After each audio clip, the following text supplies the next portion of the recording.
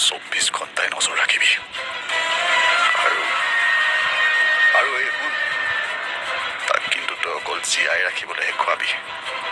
তাতকৈ বেছি খাবলৈ নিদিবি সি মৰি জীয়াই থাকিব লাগিব সি যাতে তাৰ মৃত্যু বিচাৰি আমাৰ ভৰি হাতে ধৰিব লগা হয় কান্দিব লগা হয় সেইটো মন দিবি তাক তেনেকুৱা অৱস্থা কৰিবি বাই টকা পাই যাবি টেনশ্যন নলবি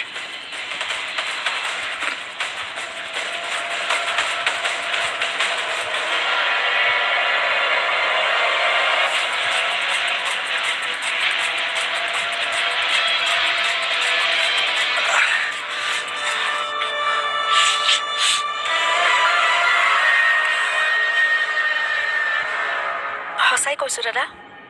এওঁ নাই কামৰ পৰা অহাই নাই তোমালোকে মোৰ পৰা কিবা কথা লুকুওৱা নাইতো মানে অহাৰ পৰা মই তাৰ লগত এবাৰো ফোনত কথা পাতিব পোৱা নাই তোমালোক সকলোৱে কৈ আছা সি কামত ব্যস্ত হৈ আছে বুলি তাৰ ফোনো ছুইচ অফ দাদা তেওঁৰ ফোনটো বেয়া হৈ আছে দাদা ফোন বেয়া হ'লেও সি ঘৰলৈ অহাৰ পাছততো মোলৈ ফোন এটা কৰিব পাৰে ন তাক ক'বা মই বেয়া পাই আছোঁ বুলি দাদা এওঁ আচলতে ঘৰত বেছি সময় নাথাকি ৰাতি শুবলৈ অহাৰ নিচিনাহে হৈছে হয় নেকি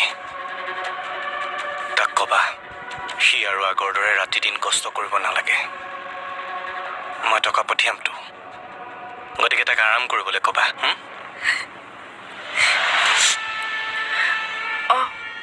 কম দাদা তেওঁ আহিলেই কম তেওঁক আৰামত থাকিব দিছে বুলি কম শেৱালি তুমি কান্দিছা নেকি নাই দাদা এয়া ফূৰ্তিতে অলপ চকু পানী ওলাইছে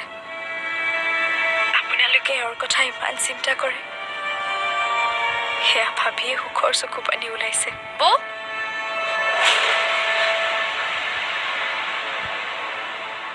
তুমি ডাঙৰ দাক কিয় মিছা কথা কৈ আছা সঁচা কথা কোৱা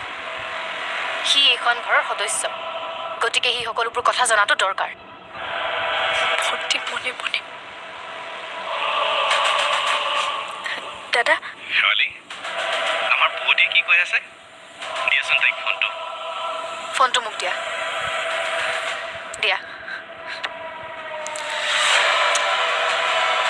হেল্ল' ডাঙৰ দা তই নাথাকোতে ইয়াত বহুত কিবা কিবি হৈ গ'ল দাহঁতৰ কাৰণে মোৰ জীৱন ধ্বংস হ'বলৈ গৈ আছে ভণ্টি কি কথা কৈ আছ তই এইবোৰ ডাঙৰ দা পাৰিলে তই সোনকালে ঘৰলৈ আহ তোৰ বাহিৰে মোৰ কথা ভবা মানুহ ইয়াত কোনোৱে নাই আজিকালি দেউতাও মোক নুবুজা হৈছে সোণদাই বহুত ডাঙৰ ভুল কৰিছে আৰু এতিয়া তাৰ কাৰণে মোক জগৰীয়া কৰিছে দেউতাই আৰু চানা মোক কলেজ যোৱা বন্ধ কৰি দিলে কি শুনে কি ভুল কৰিলে সোণদাই এজনী ছোৱালী মাৰ্ডাৰ কৰিছে ভণ্টি কি কৈ আছ এইবোৰ তোক মই সকলোবোৰ কৈ আছো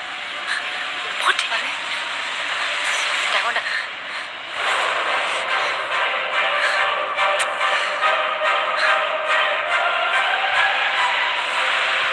এতিয়া ভণ্টিৰ কথাবোৰ শুনি দাদাই ভুল নুবুজিলেই হ'ল